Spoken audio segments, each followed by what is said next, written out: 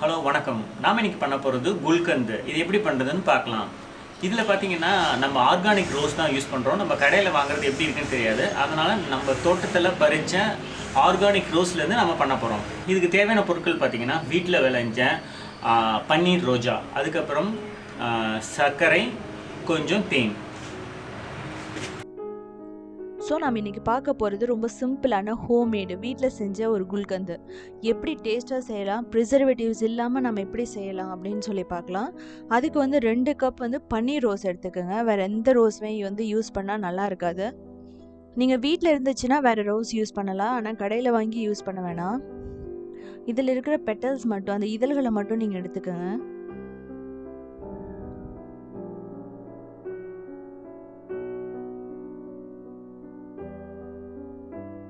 இது ப்ரிப்பேர் பண்ணுறதுக்கு ஒரு 5 மினிட்ஸ் தான் தேவைப்படும் வீட்டில் செய்யும்போது. ஆனால் இது ஃபர்மெண்ட் ஆக ஒரு 8லேருந்து ஒரு 10 நாள் தேவைப்படும்.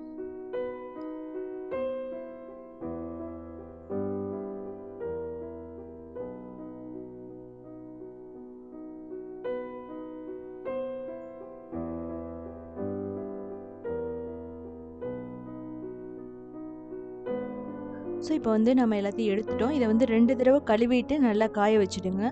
ஒரு காட்டன் கிளாத்தில் போட்டுட்டு ஒரு 4 மணி நேரம் அப்படியே லைட்டாக காய வச்சிங்க அப்படின்னா இது நல்லா காஞ்சிடும். அதில் தண்ணி இருக்கக்கூடாது. இருந்தால் அந்த குல்கந்து ரொம்ப கெட்டு போயிடும்.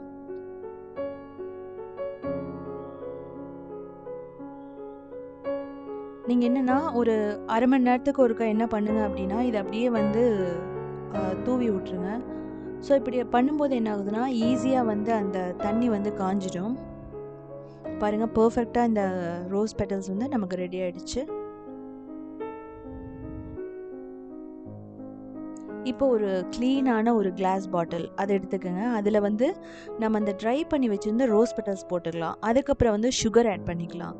சுகர் பிடிக்கல அப்படின்னா ஓகே, நீங்கள் என்ன பண்ணுங்கள் அப்படின்னா தேன் யூஸ் பண்ணிக்கோங்க. ஸோ இது என்னென்னா ஒரு லேயர் பை லேயராக அந்த பாட்டிலோட அந்த கழுத்து வரைக்கும் நம்ம லேயர் பை லேயராக சுகர் ரோஸ் பெட்டல்ஸ் அப்படி நம்ம போடும்போது என்னாகும் அப்படின்னா அந்த சுகர் அந்த ரோஸ் பெட்டலில் நல்லா இறங்கிடும். ஸோ அதோடு சேர்த்து அது ஃபர்மெண்ட் ஆகும். சன்லைட்டில் ஃபர்மெண்ட் ஆகும்போது டேஸ்ட் ரொம்ப சூப்பராக இருக்கும்.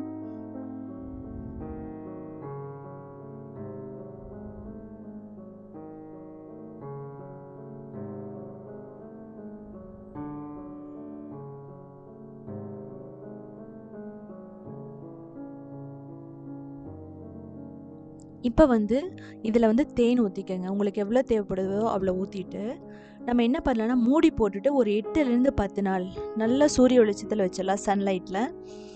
ஃபஸ்ட்டு டே நைட்டு நீங்கள் அதிலேருந்து எடுத்துட்டு நம்ம என்ன பண்ணலான்னா ஒரு க்ளீனான ஸ்பூனில் நல்லா மிக்ஸ் பண்ணிக்கலாம். ஏன்னா அப்போ தான் என்ன ஆகுனா மேலே இருக்கிற அந்த ரோஸ் பெட்டல்ஸ் கீழே போயிட்டு என்ன ஆகுனா அது ஃபர்மெண்ட் ஆகும். ஸோ இதை மூடி போட்டு நெக்ஸ்ட் டே அதே மாதிரி சன்லைட்டில்.